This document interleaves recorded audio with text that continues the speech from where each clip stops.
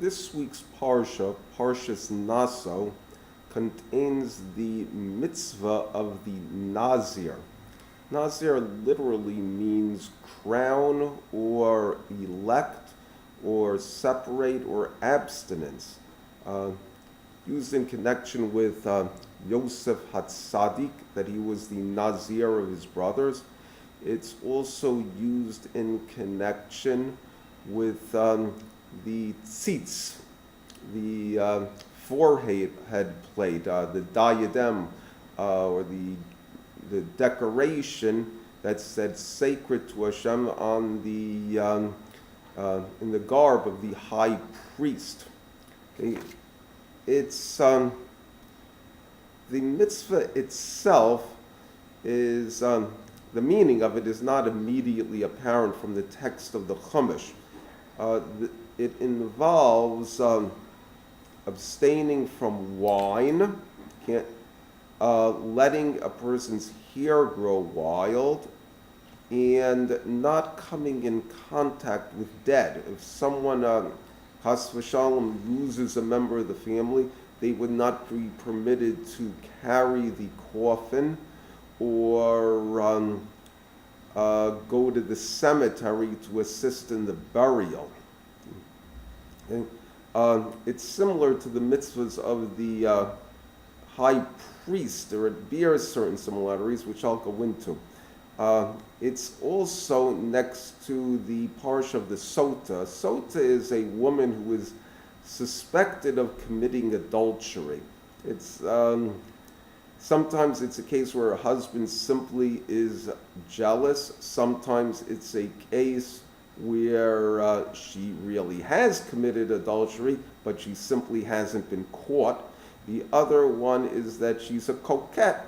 She behaves in very suggestive ways, but she has not actually violated the prohibition against adultery. Rashi brings a Gemara that says one who sees a sota should abstain from wine. And this starts getting into the details of understanding just what a Nazir is. The simple understanding is that it's a way of a person steeling himself against lusts of the body, taivas of goof, that wine is associated with seductive activity, as is beautiful here. Therefore, he basically forfeits both of them for a while. The idea of not coming in contact with death is the idea of choosing life and avoiding death, which is considered the most fundamental of evils and the most fundamental cause of defilement. The more basic reason for that we can learn out from the idea of the Nazir is generally fighting a person's Yetzer Hara, the tendency to do evil. We all have a certain amount of evil within us, and it is incumbent upon us to resist that evil.